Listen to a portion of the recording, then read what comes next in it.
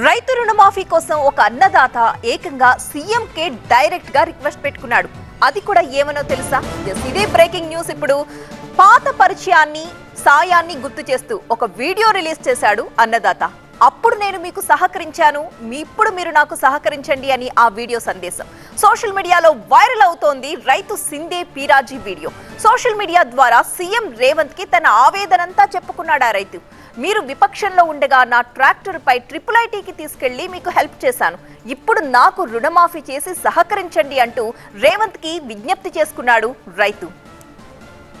2022 June Basara IIITలో ఉవ్వెత్తున ఆందోళనలు జరుగుతున్న సమయం అది. ఆ రోజుల్లో తీవ్ర ఉద్రిక్త పరిస్థితులు కొనసాగుతున్నాయి. దాంతో క్యాంపస్ లోకి ఎవ్వరిని మీరు మ్యూచువల్ ఫండ్స్ లో ఇన్వెస్ట్మెంట్ చేద్దాం అనుకుంటున్నారా? కానీ మ్యూచువల్ ఫండ్స్ గురించి ఏమీ తెలియదా? ఏం కంగారు పడకండి, ఫ్రీడమ్ యాప్ ని డౌన్లోడ్ చేసుకోండి. ఎంటర్ కాకుండా కట్టుదిట్టమైన చర్యలు చేపట్టారు పోలీసులు. అలాంటి సమయంలో రేవంత్ రెడ్డిని తన ట్రాక్టర్ పై ఎక్కించుకుని బాసర IIITకి తీసుకువెళ్లాడు ఈ రైతు పీరాజీ. ఆ సంఘటనను ఇప్పుడు గుర్తు చేస్తూ రేవంత్ ని సహాయం కోరాడు పీరాజీ. ఆ రోజు మిమ్మల్ని నా సొంత ట్రాక్టర్లో తీసుకెళ్లి సహకరించా, దానికి కృతజ్ఞతగా ఇప్పుడు నాకు రుణమాఫీ చేసి సహకరించండి అంటున్నాడు.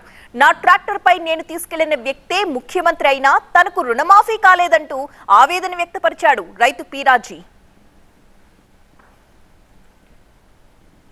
बात करने का है, हमारा बासर मंडल है, निर्मल जिला है, हमारा टिबल IIT है। टिबल IIT में जब जाते वक्त बॉर्डर से लेके गए, लापदी से आए स्कूटी पे ऊपर, हम एक नए ट्रैक्टर को लेके IIT में डाल दिए।